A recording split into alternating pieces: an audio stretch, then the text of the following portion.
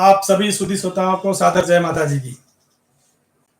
गौरवशाली पंथ और सीरवी समाज का इतिहास, जगत जननी माता जी का जीवन दर्शन, इस विषय पर हम लोग पिछले 6 भाग से चर्चा कर रहे हैं और आज ये 7वां भाग है।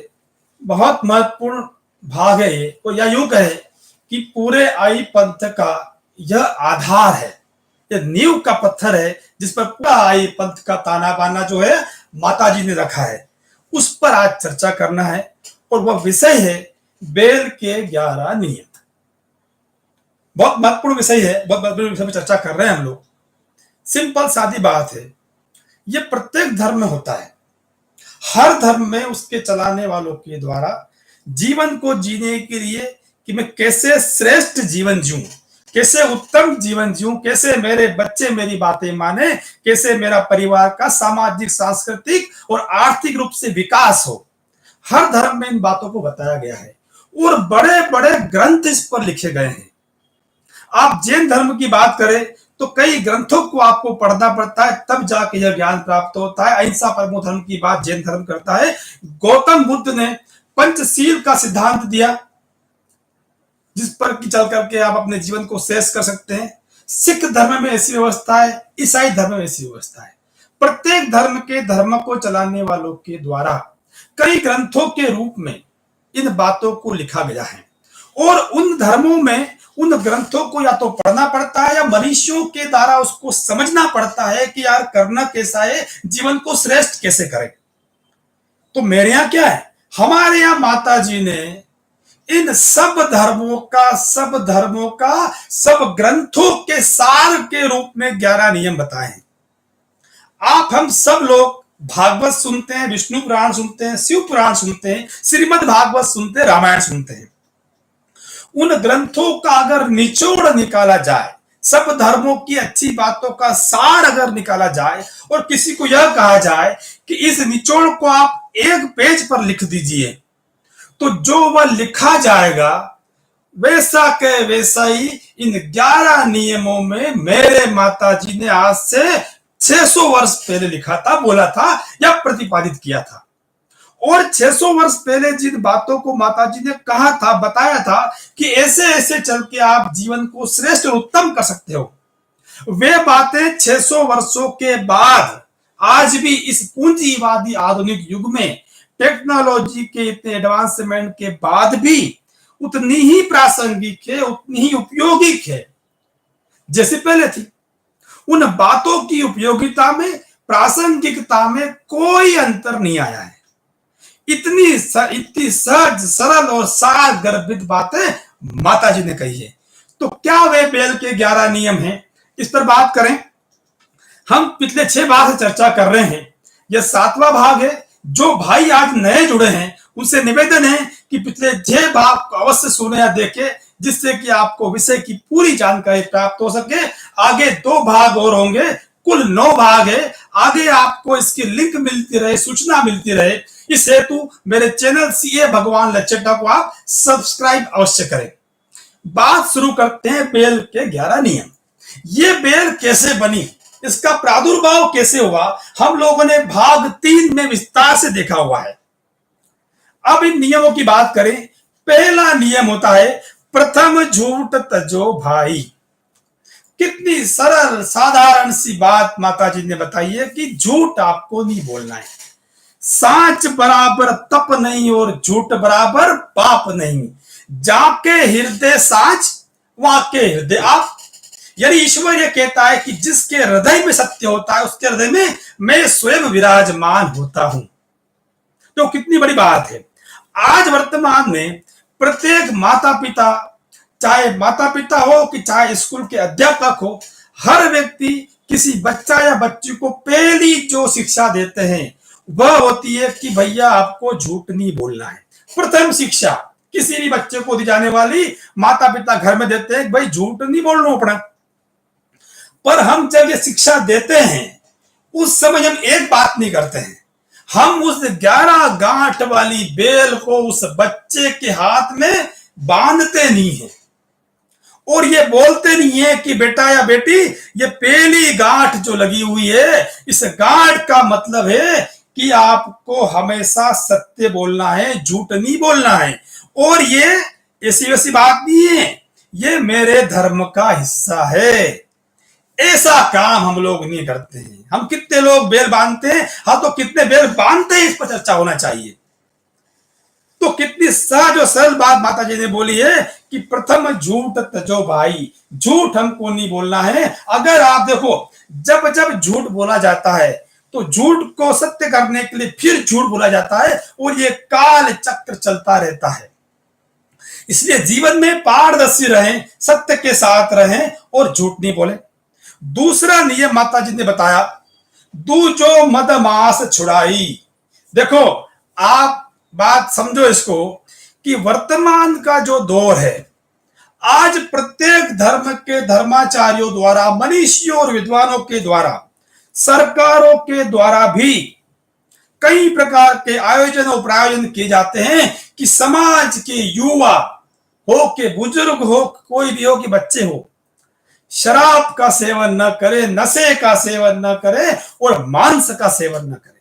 दो बातें यहां बोली गई है कि नशा नहीं करना है, मांस नहीं खाना है। देखो, पहले मांस की बात करें तो हमारा मनुष्य शरीर जो है मांस के लिए बना ही नहीं है। मांस का भक्षण आप करते हो तो आपकी बुद्धि, आपका विवेक नष्ट हो जाता है। उस मांस के खाने के साथ साथ आप उस जानवर की जिसका मांस खा रहे हो, उसकी कुंठा, उसकी बददुआ, उसका क्रोध, उसके आंसू भी खाते हो। क्योंकि जब किसी को मारा जाता है तो आशीर्वाद तो देगा नहीं आपको, कहीं ना कहीं बददुआ देगा कि भाई मुझे खाने के लिए मार रहे हैं। तो हम साथ साथ में उसकी बददुआ को भी खा जाते हैं।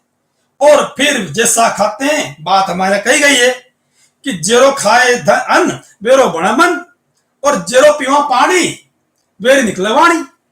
मतलब आप जैसा खाओगे वैसा आपका मन बनेगा। मांस अगर खाते हो तो फिर आपके विध्वंसक होने के, क्रोधी होने के, लालची होने के चांसेस, संभावनाएं बढ़ जाती है। इसलिए हमें मांस, हमारे समाज में सनातन में भी मांस वर्जित है, और आई पद में मांस को विशेष रूप से वर्जित कहा गया है। और ये अन्य धर्मों में भी है, उन धर्मों के चलाने वालों के द्वारा मांस को वर्जित किया गया है। अब दूसरी बात महत्वपूर्ण, मद यानी शराब या नशा, किसी भी प्रकार का नशा आई पंथ में वर्जित है। अब नशे दो होते हैं, एक तो नशा होता है कोई वस्तु ले हम लोग और फिर बहकें, और दूसरा नशा आजकल क्या होता है, धन का नशा, ज्ञान का नशा, हमारी ताकत का नशा। जब जब आपके पास धन आता है, ज्ञान आता है, ताकत आती है, ये माता जी के द्वारा दिया गया आपको विशेष आशीर्वाद है। आप माता जी को विशेष प्रिय हो, तब जाके माता जी ने आपको अच्छा ज्ञान दिया है, अच्छी पढ़ाई दी है, अच्छी नौकरी दी है और खूब धन दिया है। तो फिर हमारी जिम्मेदारी क्या है? हमारी जिम्मेदारी यह है कि मैं उस धन पर नशा यानी घमंड नहीं करूं, उस धन को मैं परोपकार में, यानी मेरे समाज के कमजोर लोगों की सहायता करने में, उनको आगे लाने में, जो धार्मिक शैक्षणिक संस्थाएं चल रही है उनको दान करने में करूं, ताकि हम सब मिलकर आगे बढ़े। नशा अगर किया, देखो हमने भाग 3 में सुना है कि जब माता जी हम्मड़ परिवार में गई थी, बिलोजी हम्मड़ के यहाँ, तो उन्होंने धन के नशे के चूर में माता जी का अपमान किया था। भाई माता जी मेरे यहाँ रहने की जगह नहीं है।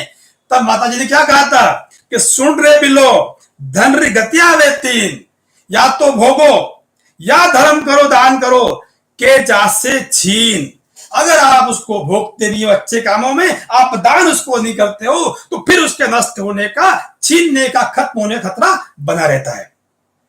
दूसरा नशा होता है शराब का, बीड़ी हो कि सिगरेट हो कि तंबाकू हो कि आजकल वो पाउडर, कोकीन, अफीम, कुछ भी हो, किसी भी प्रकार का नशा हमारे समाज में वर्जित है। नशा अगर किया मतलब आपने आपका बुद्धि, आपका विवेक खत्म कर दिया, और फिर बुद्धिहीन होने वाला व्यक्ति खराब काम करेगा, अच्छा काम नहीं करेगा। नशा इस दुनिया में नाश की जड़ है, परिवारों के नाश की जड़ है। हम आसपास, आपके आसपास आप देखेंगे कई परिवार खत्म हो गए इसमें। जिस मां ने आपको 9 महीने कोख पे रखा, 20 साल तक बड़ा किया, आपको कोई अधिकार नहीं है कि नशे में उस मां को आप गाली बको, भला बुरा बनो। जिस पत्नी ने आपके साथ साथ फेरे लिए, आपके साथ में स्वच्छंद जीवन बिताने की सपने देखें, आपको कोई अधिकार नहीं है कि शराब जैसी खराब चीज पी करके उसको दुख दो, उसको उल्टा सीधा बोलो। ये शराब जो है कई परिवार को तोड़ देती है, खत्म कर देती है, और शराब हमारे यहां पर वर्जित है।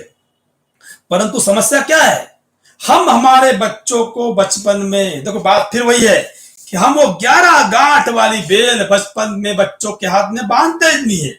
देखो बचपन में बच्चों के हाथ में गांठ बांध दो, 11 गांठ वाली बेल, और बता दो कि 11 गांठ की दूसरी गांठ का मतलब क्या है कि आपको शराब नहीं पीना है, आपको मांस नहीं खाना है। और ये नैतिकता वाली बात नहीं है, ये मेरे धर्म का हिस्सा है, आईपंथ का हिस्सा है, माता जी का वचन है। फिर देखो कि आपका बच्चा शायद शराब नहीं पिए, मांस नहीं खाए, पर हम वो काम कम करते हैं क्योंकि हम इन्हीं गांठ बांधते हैं। बच्चों के हाथ में गांठ बांधने से पहले अपने हाथ में गांठ बांधना पड़ेगी। ये नहीं चलेगा कि पिता शराब पिए, दादा शराब पिए और पोते और बच्चे शराब नहीं पिए, ये असंभव वाली बात है।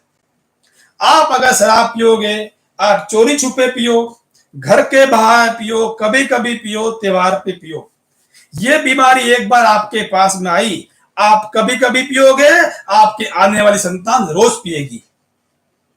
इसलिए आपको पहले गांठ आपको बांधना है, बच्चों के बांधने के। और देखो शराब को पीने के बहाने क्या होते हैं, कई लोग बोलते हैं कि यार त्योहार में पीवा यार, या कभी कभी विवाह में पी लेवा, विवाह में पीते हैं हमारे यहाँ पर। मतलब हम वार त्योहार के दिन जब खुशियां बनाने का समय होता है, विवाह के समय जब पूरा परिवार खुशियों में आनंदित होता है, तब हम इस शराब जैसी गंदी चीज को पी करके हम घंटे, आधे घंटे, 4 घंटे के लिए मदहोश हो जाते हैं। हम ये भूल जाते हैं कि मैं तो मदहोश हो गया, लेकिन मेरे साथ, मेरे पीछे मेरा पूरा परिवार इस बात को लेकर परेशान है, और वर्तमान तो मेरा परेशान हो रहा ही है, मैं भविष्य का भी गड्ढा खोद रहा हूं, और मैं हमारा मान सम्मान, धन संपत्ति सबको नष्ट कर रहा हूं। तो ये बहाना सिर्फ आपका है कि शराब तो खराब ही है, कभी कभी पियो, कि रोज पियो, कि छटांग भर पियो, कि पाव भर पियो, कि एक बोतल पियो। एक और बहाना होता है शराब का आजकल, टेंशन खूब है यार, मैं टेंशन खूब है क्योंकि मैं दारू पी ली। मतलब आप समझो कि ये कौन सी किताब में लिखा है, कौन डॉक्टर ये बोल रहा है, कौन मनीषी विद्वान और किस ईश्वर ने ये बोला है कि यार तनाव हो जाए, परेशानी आ जाए, टेंशन आ जाए, दारू पी लो। अरे उससे परेशानी दूर हो रही है क्या? शराब अगर आपने पी परेशानी दूर करने के लिए, तो ये मान के चलते चलिए कि आपने दिन में रात करने के लिए खाली आंखें बंद करी है, बस घंटे 4 घंटे आप मदहोश रहोगे। फिर जब आपको होश आएगा, यानी आप जब आंखें खोलोगे, तो दिन आपके सामने, परेशानी आपके सामने है। शराब पीने से परेशानी दूर नहीं होगी। परेशानी दूर करने के लिए परिवार का जरूरत होना जरूरी है। परिवार के साथ बैठो, अपने माता पिता, पति पत्नी, बच्चों के साथ बैठो, अभिभावकों के साथ में बैठो, रिश्तेदारों के साथ बैठो, समाज के लोगों के साथ बैठो और उनसे चर्चा करो, तब आपकी परेशानियां दूर होगी। ये शराब पीने से कोई परेशानी दूर होने वाले बिल्कुल नहीं है। तो ये सारे बहाने हैं, और हर माता पिता आज चाहता है, जो शराब पीता है वह भी चाहता है कि मेरे बच्चे बच्चियां शराब नहीं पिए। करना कुछ नहीं है, माता जी ने बताया है कि 11 गांठ वाली बेल बचपन में। ये मैं क्यों बार बार बोल रहा हूं, आप देखते हो कि सिख धर्म में बच्चों को बचपन से कच्चा कपान, कड़ा केश क्यों देते हैं वो लोग। जैन धर्म में बच्चों को बचपन से सफेद वस्त्र पहनकर मंदिर जाना है, ऐसे आपको खाना है, ऐसे आपको क्यों करवाते हैं वो लोग। उसका कारण ये है कि जब बच्चे के कोरे मन में ये बात डाल दी जाती है कि ये चीजें मेरे धर्म का हिस्सा है, इसमें कोई किंतु परंतु नहीं है, फिर देखो आप कि बच्चा आपका सुधरता है कि नहीं सुधरता है। तो ये बात, तीसरा नियम, तीजो धन पर ब्याज न ले हो। देखो ये बड़ा कठिन विषय है आज के दौर में। धन पर आपको ब्याज नहीं लेना है, ऐसे माताजी बोलते हैं। कई लोग बोलते हैं कि यार माताजी गलत है। गलत क्यों नहीं है ये बताता हूं मैं आपको। जिस समय, जिस कालखंड में इस नियम को प्रतिपादित किया गया था, उस कालखंड में माताजी की ये भावना थी कि मेरे समाज का जो धनवान व्यक्ति है, जो सक्षम व्यक्ति है, वह अपने धन का उपयोग कमजोरों को, गरीबों को मदद करने में करे, यानी बिना ब्याज से उसको उधार दे, ताकि वह व्यक्ति भी उसके समकक्ष बन सके। यह सुंदर और बहुत व्यवहारिक और श्रेष्ठ भावना थी माता जी की। तो आज की व्याख्या क्या होना चाहिए इसकी? आज इस नियम की व्याख्या ऐसे की जा सकती है कि माता जी का यह मतलब था, यह मन रहा होगा कि मेरे समाज का व्यक्ति ऐसा काम ही नहीं करे कि धन उधार लेना पड़े। यानी देखो, प्रोडक्टिव काम, जिस काम से आपको पैसा लगाने से पैसा वापस आता है, चाहे व्यापार हो, शिक्षा हो, खेती बाड़ी हो, काम धंधा हो, वहां पर तो उधार लेना बनता है। परंतु आजकल शादियों के लिए, विवाह के लिए, नुक्ते घाटे करने के लिए, कोई कर्यावर करने के लिए हम लोग उधार लेते हैं। यह अनप्रोडक्टिव काम है, मतलब इसमें लगाने से आपको इनकम नहीं बढ़ रही है आपकी, तो इसमें तो आपको किसी भी सिद्धांत के हिसाब से खर्च नहीं करना चाहिए। होना ये चाहिए कि मेरे जेब में जितने पैसे हैं उतने इन कर्यावर में खर्च करूं, ब्याज से पैसे लेके मैं ना तो खाऊं न खिलाऊं। क्योंकि आप ब्याज से पैसा लेते हो तो ये मान के चलिए कि आपका फिर धीरे धीरे जेवर बिकते हैं, जमीनें बिकती हैं, पूरा परिवार परेशान होता है, महिलाएं परेशान होती है, और आप अपनी दूसरी आवश्यकताएं जो होती है, जैसे बच्चों को पढ़ाना है, आपका व्यापार है, उस पर समझौता करते हो और फिर पूरा परिवार पीछे हो जाता है। इसलिए हमको अनावश्यक कार्यों के लिए उधार लेना नहीं है। यह माता जी का बताया हुआ नियम है। हमको सिर्फ आवश्यक कार्यों के लिए ही धन को उधार लेना है। तो तीसरा ये हुआ। चौथा, सट्टा कभी न खेलो, जुआ नहीं खेलना है। देखो, बातें देखते जाओ आप, माता जी ने गागर में सागर भर दिया है। सट्टा जुआ, इतिहास गवाह है, हम जानते हैं महाभारत को। सट्टा खेलने वाला व्यक्ति की बुद्धि, विवेक, समझदारी सब खत्म हो जाती है। धर्मराज युधिष्ठिर हमने देखा है, जिसकी सत्य बोलने से उसकी रथ का पहिया जमीन से ऊपर चलता था। ऐसा व्यक्ति भी जब सट्टे खेलने बैठा तो बुद्धि खत्म करके अपनी पत्नी को दांव पे लगा दिया। आप समझो कि सट्टा खेलने वाला व्यक्ति क्या कर सकता है। और आगे, उस समय भगवान श्री कृष्ण मौजूद थे, उनके चचेरे भाई थे उनके, उन्होंने भी उसको न बचा सके। उस विध्वंस होने वाला जो सट्टे कारण था, उस विध्वंस को भगवान श्री कृष्ण भी नहीं बचा सके। मतलब अगर आपने सट्टा खेला और अगर आपके रिश्तेदार भगवान भी हुए तो भी आपका बचना मुश्किल है। आपकी बुद्धि विवेक सब खत्म कर देता है। तो फिर बात वही है कि बचपन में 11 गांठ की बेल बांधू बच्चे के हाथ में, वो मैंने बोलना अपना है कि चौथी गांठ हो, मतलब कहीं है यो है कि सट्टो कभी नहीं खेलनू आपने, तो बच्चों माने ला। और नहीं तो फिर क्या होगा कि हम बड़ा हो जाता है बच्चा, जब शराब पीने लगता है, जब सट्टा खेलने लगता है, तब हम 20 साल बाद, 25 साल बाद जाते कहाँ हैं? हम जाते हैं माता जी के पास में कि माता जी बाप जी छोड़ो दारू घोड़ो पिए, माता जी बाप छोड़ो सट्टो खेल रहे हो, जगह बेच रहे हो। माता जी क्या करे? माता जी ने आपको रास्ता बताया है, आप उस रास्ते पर चलो, भला भला होगा। इसलिए हमको ये काम बचपन से करना है और बच्चों को गाढ़ बांधने से पहले स्वयं गाढ़ बांधना है। पंचम, माता पिता की सेवा। ये आज के दिन प्रत्येक माता पिता की इच्छा होती है कि मेरा पुत्र या पुत्री मेरी बात माने, मेरी सेवा करे, मेरी आज्ञा माने, धर्म पर चले, नियम पर चले, नैतिकता पर चले। ये कब होगा?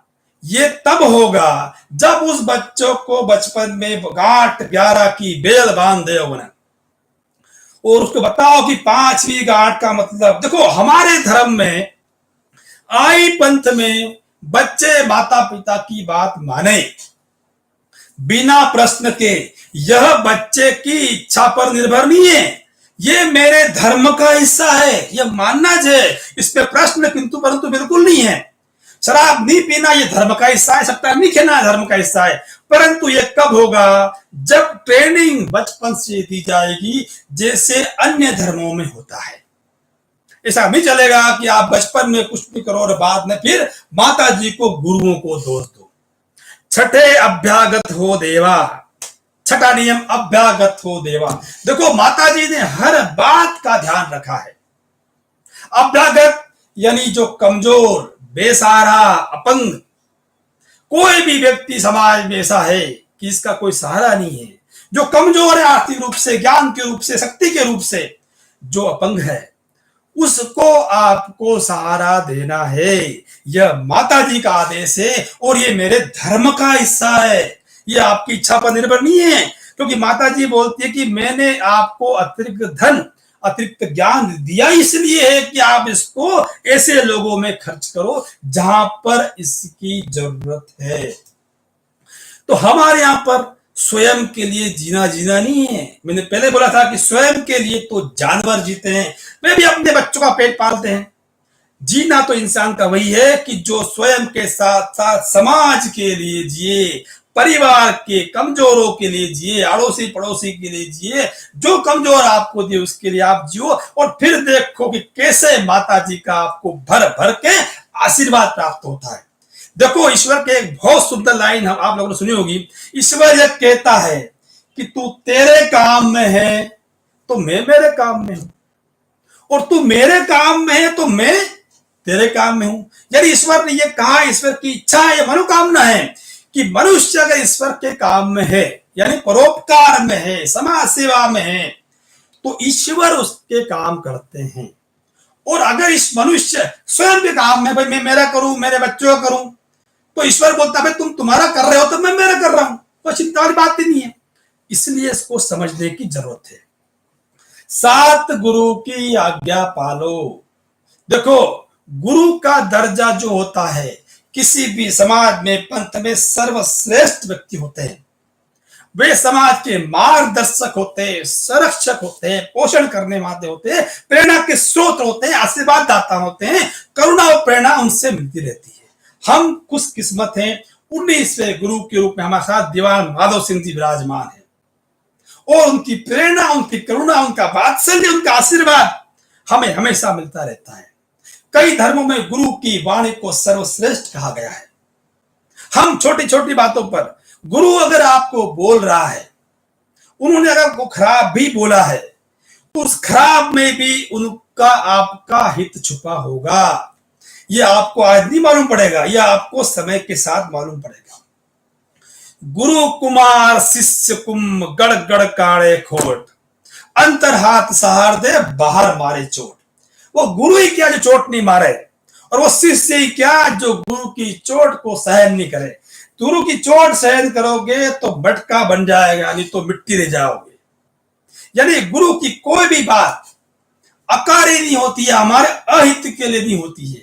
उनकी प्रत्येक बात, प्रत्येक वंशा, प्रत्येक आशीर्वाद समाज के लिए, जनों के लिए आगे बढ़ने वाला, उन्नति करने वाला, प्रेरणा देने वाला होता है। इसलिए हमें गुरु की बात को आज्ञा समझकर, पत्थर की लकीर समझकर मानना चाहिए।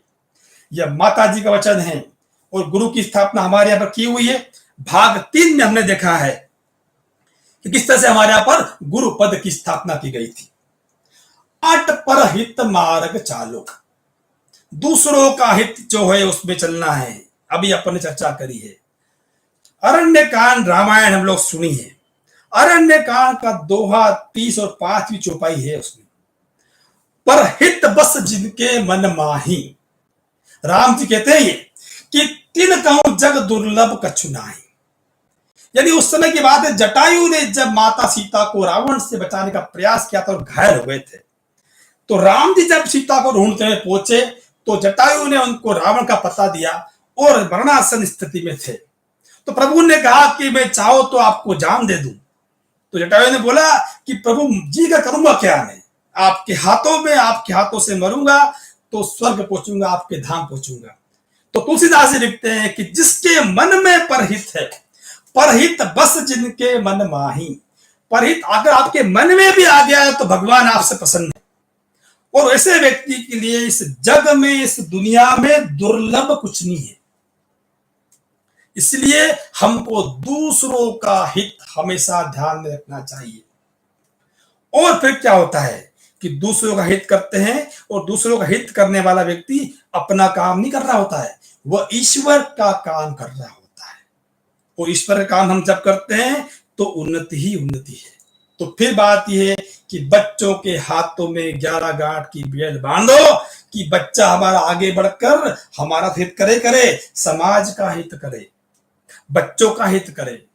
इस प्रकार से नौ पर नारी माता जानो। नारी को आपको माता समझना है, और नारी को माता नहीं समझने के परिणाम हमको मालूम है।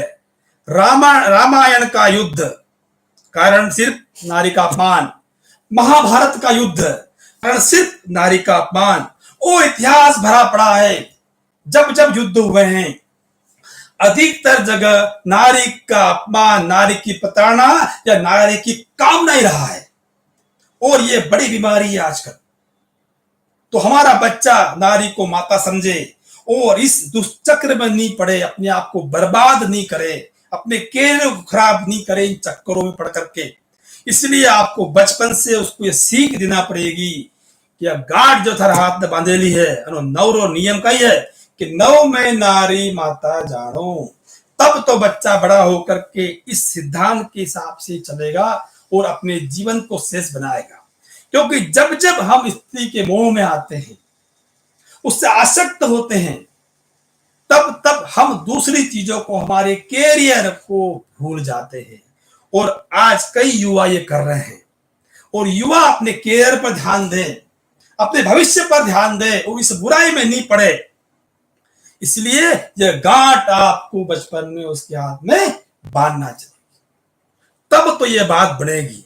10 कन्या ने घरे प्रणाव। आपके अगर कन्या का जन्म हुआ है तो आप खुशकिस्मत हो, लक्ष्मी आपकी आई है। उस कन्या का जो है आपको विवाह समय पर कर दिया जाना चाहिए, ऐसा माता जी की मनसा रही है। और 11 गांठ, 11 स्वार्थ कार्य अकर्म न करना, सतमार्ग चालो। स्वार्थ के कारण कोई काम नहीं करना है, सत्य मार्ग पर आपको चलना है। बात फिर वही है कि रामायण में स्वार्थ था रावण के पास में, महाभारत में स्वार्थ था धृतराष्ट्र के पास में, दुर्योधन के पास में कि मेरा बेटा गद्दी पर बढ़े। और कई स्वार्थों से कई लड़ाइयां हुई है इस भूखंड के ऊपर। तो स्वार्थ आपके मन में जो है वो किंचित भी नहीं आना चाहिए। इस प्रकार से ये 11 स्वर्णिम नियम, मैं तो उसको स्वर्णिम नियम बोलता हूं क्योंकि गागर में सागर माता जी ने भरा हुआ है, गागर में सागर माता जी ने भरा हुआ है। 11 स्वर्णिम नियम माता जी ने बताए हैं। परंतु आज जरूरत क्या है, हम क्या करते हैं, हम जितने लोग सुन रहे हैं, कई लोग बेल बांधते नहीं है। अरे हम बेल बांधे नहीं, हम गुरुओं की आज्ञा को कम माने, हम प्रश्न करें माता जी की बात नहीं माने, मंदिरों में कम जाए, परहित मार्ग बात पर नहीं चले और फिर सोचे कि हमारी उन्नति हो जाए। तो देखो ईश्वर ये कह रहा है, माता जी कह रही है, और ईश्वर के कहे अनुसार हम नहीं चले और उन्नति हो जाए, ऐश्वर्य आपको मिल जाए, थोड़ी कठिन बात है। परंतु ये करने के लिए कुछ नहीं कहा है माता जी ने, कुछ बड़ा ग्रंथ नहीं है, कुछ समझना नहीं है, कोई मनीषों विद्वानों से आपको कथा सुननी नहीं है। इन 11 ग्रंथों वाली गांठ को आप बच्चों के हाथ में बचपन में बांध दीजिए और बोल दीजिए कि पहली गांठ ये, दूसरी ये, तीसरी ये। होगा क्या? होगा कुछ नहीं, होगा ये कि आपका बच्चा जब स्कूल में जाएगा तो और लोगों को बोलेगा और बच्चों को बोलेगा भाई मेरे हाथ में गांठ बंधी हुई है, मैं शराब नहीं पीऊंगा, सट्टा नहीं खेलूंगा, गलत काम नहीं करूंगा, स्त्री को माता जानूंगा। तब ये बात बनेगी, तब उसके कोरे मन में ये घुसेगा, क्योंकि और धर्मों में भी यह करा जा रहा है। हम क्या करते हैं, बचपन में बच्चों को इन बातों के बारे में बताते नहीं है। हम क्या करते हैं, जब बच्चा बड़ा हो जाता है, जब बिगड़ जाता है, जब शराब पीता है, जब स्त्रियों के चक्कर में पड़ता है, जब कुछ और गलत काम करने लगता है, तब जाके हम बोलने लगते हैं बात गलत है। इसलिए आपको गांठ 11 की बेल बचपन में बच्चों को बांधना है और उसके पहले स्वयं बांधना है। फिर देखो आपकी उन्नति कैसे नहीं होती। उन्नति होगी, कोई किंतु परंतु नहीं है, आप करके देख लीजिए। माता जी कहती है कि मेरी बेल जो है उसमें मैं स्वयं विराजती हूं और मेरी बेल जो बांधेगा उसके साथ में रहूंगी, और माता जी अगर साथ में तो कल्याण ही कल्याण है। तो इस प्रकार यह स्वर्णिम बेल 11 नियम की व्याख्या करी हम लोगों ने। अगला भाग और महत्वपूर्ण है, प्रतीक चिन्ह। क्या हमारा प्रतीक चिन्ह है, क्या अन्य धर्मों का प्रतीक चिन्ह है? धर्म गुरु और महत्वपूर्ण बात, इस आई पंथ का मेरे जीवन में क्या महत्व है, क्यों मानूं मैं, क्यों धर्म को मानूं मैं, क्या मिलता है मुझे इससे। इन 3 बातों पर विस्तार से चर्चा करेंगे अगले भाग नंबर 8 में। आज का भाग समाप्त होता है। जो भाई नए जुड़े हैं उनसे निवेदन है कि आप इस चैनल को अगर अच्छा लगे तो सब्सक्राइब कीजिए और पूर्व के भाग भी आप अवश्य देखिए।